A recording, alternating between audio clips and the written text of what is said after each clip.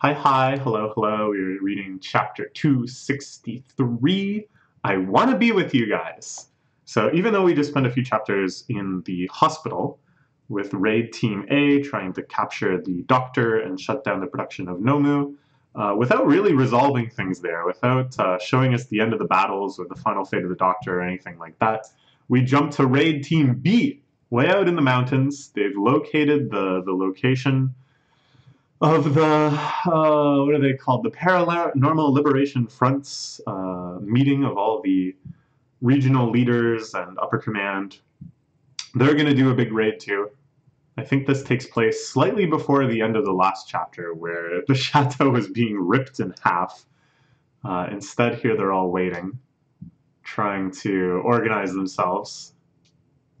Oh, this is maybe the rear guard. Okay, so maybe that has already happened, the raid.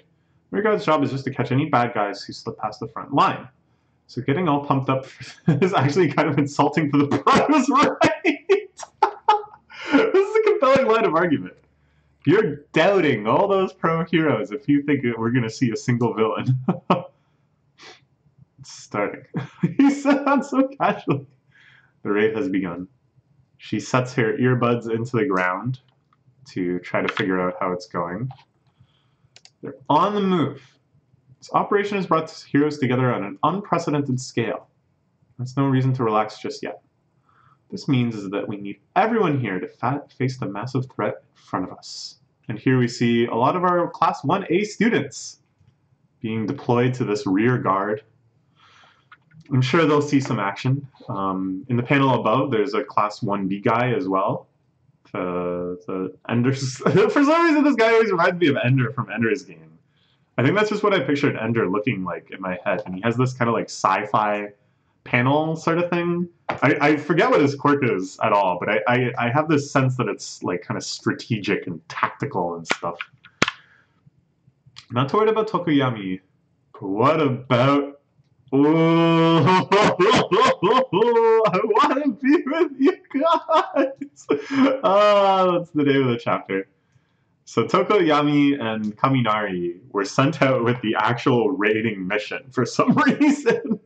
I mean, Kaminari's offensive capabilities are actually nuts. Like, he turns into an idiot afterwards and isn't too capable. But the initial attack, we haven't really seen anything that downplays its strength yet. So he could be quite useful. There was all those theories. The Kaminari was the traitor. And there was tons and tons of evidence for it. I thought that would actually be such a cool twist. But more and more it seems unlikely. Like, I don't know. Why does he... or maybe he wants to be with them because he knows he'll be exposed as the traitor? I don't know. It's a very good moment, though. I want to be with you guys. Whoa! Whoa, this is an amazing panel. Look at all these heroes running through the woods. So I'm still trying to figure out the chronological ordering. This feels like it is still before the end of the previous chapter, because there we saw the building getting ripped in half. And here they're still running through the woods to the chateau. But what an amazing mix of heroes. I'm excited to see more Gang Orca in action. This guy right behind him with like the wizard-looking stuff. The elaborate hats and scarves and whatever, who has like rings coming out his butt or something. Don't know what's going on there, but I'm very intrigued. I think this guy could... He seems like he ought to be powerful, just kind of based on where he's positioned among all these heroes, kind of in the front lines with Gang Orca and Cementos and Edge Shot and Mount Lady and stuff. I also like this girl with the bandana further back. Is that a Class 1B person? She looks quite familiar. You know what you're getting into. You need your quirk. Just think of it as helping out the adults who don't have what it takes. Don't have what it takes? No, never thought that at all. Kaminari, I learned something watching you play guitar. You're amazing. Ooh. I would actually really appreciate a bit of kind of Kaminari, Tokoyomi, bonding here.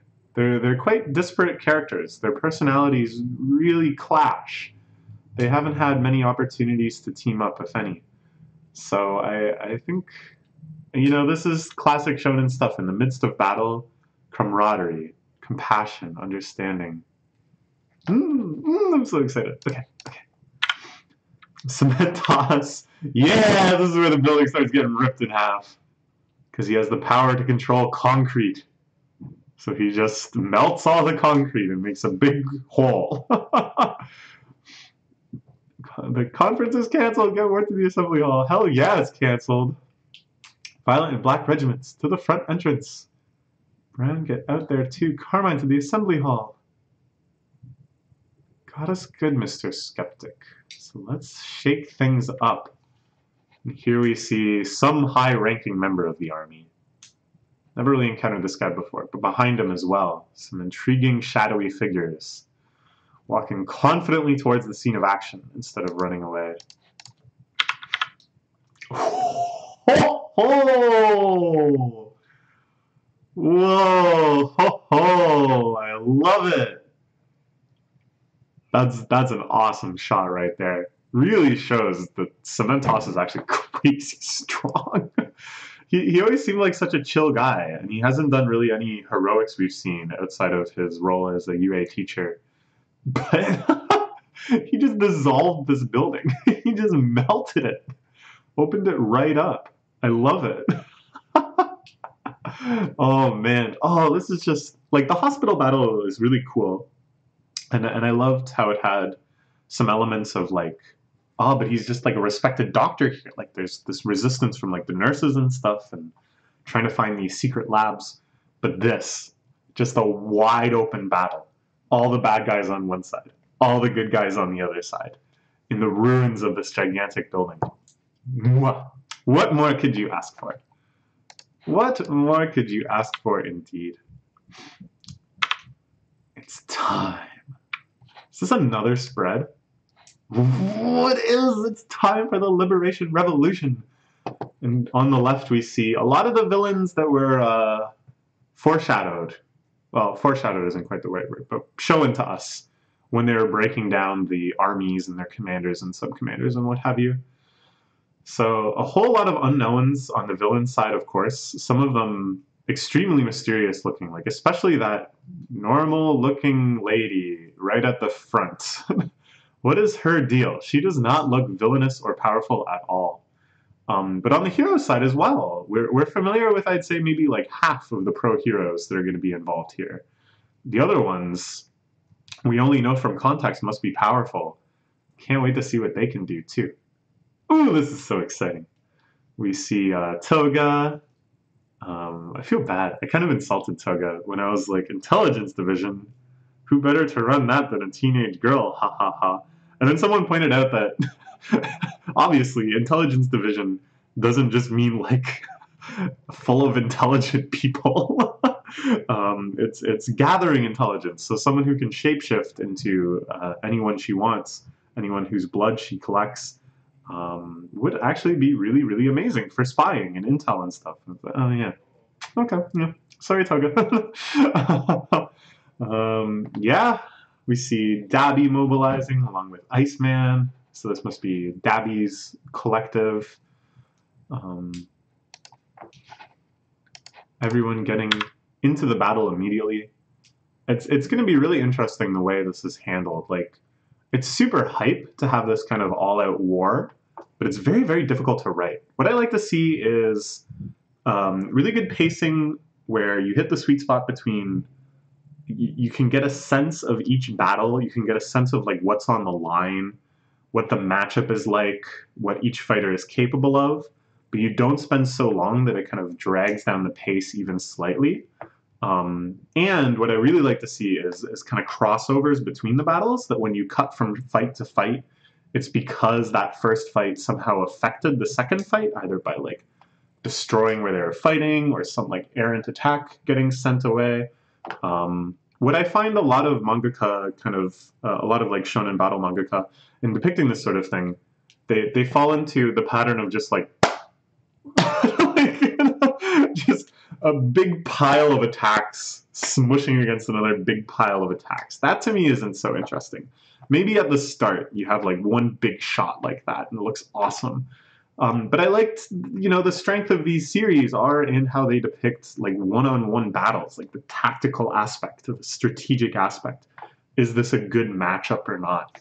So yeah, it's in trying to strike that balance of appreciating each individual fight without losing the scale and the franticness and the chaos of all the fights as a whole. So let's see how they do it. I have high confidence that they're going to pull this off well. Don't let anyone escape. They're well trained and ready to give their lives for the cause. Any of them get out, they can keep terrorizing other places. In order to protect, we must attack. So Edshot seems to be the commander here, which makes sense because I think he's what? The 4th ranked hero? 3rd ranked hero? 4th ranked hero? One of those two. Why is my camera all blurry? Focus? Excuse me? Oh, okay. Yeah, so it makes sense that she'd be in charge. We haven't seen him fight all too much yet, so that's exciting too. Charge. Don't let the stage overwhelm you. Imagining random people elsewhere doesn't do the trick. Think of the person who matters most to you right now. I want to be with you guys! It's like, okay, I'll think of them. They're back there. See you later!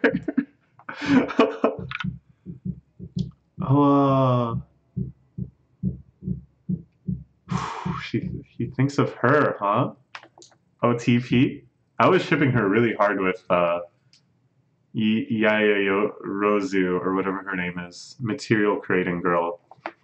I thought that was a nice pairing. But whatever. Okay, so. Looks like he's going to get a shot at glory right away, our beloved Kaminari. Because this one villain who kind of was given a prominent appearance earlier in the chapter, is going to get things started on the villain side, is using a taser. I'm sure not just going to go around trying to tase people, but some quirk that he needs to amplify electricity or something. Kaminari, good matchup. Good matchup. Crank up my amplivolts current and unleash it at full power. It reigns supreme. Kaminari, I know you now. Oh yeah, because Tokoyami, I think I say his name different every single time, but Bird Boy, could already play guitar, so I guess he was teaching Kaminari guitar. It feels so long ago. That lovely band arc. That was so much fun. Now things are, the stakes are even higher, if you can believe it. Let's go a little longer. That Chiro, she acts all shy and awkward, but I know she's nuts about music. So ought to do our best to perform, yeah? Bottom of your heart, you care deeply about your friends. Okay, so the villain lets off his attack. Supreme Discharge Thundernet. Sounds like an internet provider. Thundernet. $29.99 a month for 250 megabytes down. It sounds like a bad internet provider. My lightning attack is getting sucked up. One big commander guy totally neutralized. Let's mop up the others real quick so the guys we left behind don't need to worry. That's pretty hype. Seems pretty unlikely that Kaminari is the traitor now. Unless he's going really deep. But we saw, like, inside of his thoughts. Which, you would think would always have to be honest. Oh, man, by the way, holy, I didn't notice this before. In this panel of him looking back, there's like a friggin' Son Goku guy riding on the cloud with a big staff. What's going on with this? You journeying to the west, bro? You heading to China to fight Buddha or whatever happens in Journey to the West? I know he ends up in the palm of Buddha, but I don't remember why. Okay. Yeah, this is pretty hype though, and I love thinking about from the enemy's perspective. They obviously have all this intel on like pro heroes and stuff, and probably this guy was very confident. Like, oh, I think I actually have a good matchup spread. Like, who can really, like, maybe it won't affect a few people. Like Cementos, I have a hard time picturing getting electrocuted, but I'm sure I can wipe out like half the heroes just by spamming my gigantic lightning attack. And then there's just this kid. This secret weapon that they had, who just whoop, sucks it all up. Lightning Rod, just like in Pokemon. Okay. Meanwhile, what the heck's going on here? And we see Twice knocked upside down, probably from the fact that the building just got demolished, with Hawks' feathers positioned all around him, just like Sakuya's knives in Toho. And Hawks, looking onward, totally shadowed in darkness. This is really interesting that Hawks here, even though he's like a good guy, even though he's the hero, we see him through Twice's perspective. Twice, such a sympathetic character that in these moments, he really becomes the protagonist. And we can see just the dismay in him struggling to comprehend Hawks' betrayal. Seeing Hawks looking so villainous, much more villainous than most of the villains in this panel. So yeah, really interesting how they're gonna go forward in like depicting these characters. Who's going to be redeemed in the eyes of the other and so forth. Yeah, Hawk's looking straight up villainous here. Okay, let's look forward to a new chapter tomorrow. And yeah, right now we're caught up. Right now I'm caught up. I'm not caught up for uploads because I'm going to be uploading this a couple days from now. But right now, I'm caught up. Hooray, hooray. But by the time this uploads, I won't be caught up.